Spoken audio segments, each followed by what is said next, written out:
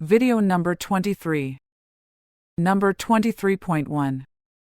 When I was 11 years old, and this was on a Friday, my grandfather came over to my house, which was odd because we usually only went to visit him at his house, but he showed up at our house and told us that he loved us but that he knew his time had come and he wanted to say goodbye. I didn't really understand what he meant, and I asked him if I could go to church with him on Sunday. He had tears in eyes and told me, "I wish you could, but don't you worry, we'll see each other again on his E-Day." He told me he loved me and he left. He passed away the next night, on Saturday. His lungs collapsed. That always struck me as odd. He knew he would be dead before that Sunday and that he wouldn't be around to take me to church. Number 23.2. My grandmother was staring and pointing. She was telling people that none of us could see, that she loves them and us and was so happy to see them. Number 23.3.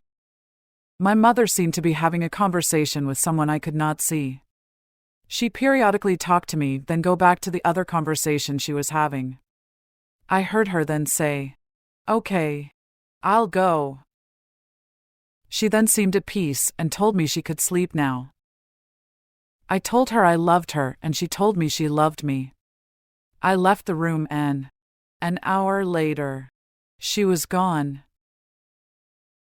Number 23.4. My grandma looked up and speaking to the corner of the room said, "Are you the one who is going to heal me?" I was right there and my mouth dropped. I knew exactly who she was talking to. Number 23.5. When my father was dying, he started seeing people who weren't there. He would yell at them to move and then ask why the wall clock stopped. It didn't. Number 23.6. My mom started talking to her sisters who had been gone for years. My mom is Japanese, so she was speaking to them in her native language. I woke my mom up and said I didn't understand what she was saying. She said, "Oh, I was talking to my sisters." I knew the end was near. Number 23.7. Holy cow, the death stare. My grandpa did this a few times and became very excited and was talking incoherently and very fast. There wasn't anything there. Where he was looking. He was looking towards the corner of the ceiling. Several of my family members and myself witnessed this. Number 23.8. As a former aged care nurse, I was always curious and would ask them if they saw any relatives whom had passed before them, and yes, everyone would continue to describe their dead family members being there waiting. It was so beautiful to hear this.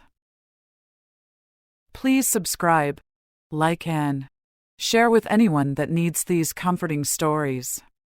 Search for my related book on Amazon using the title of 4,000 Deathbed Vision Stories. Sincerely, Ken.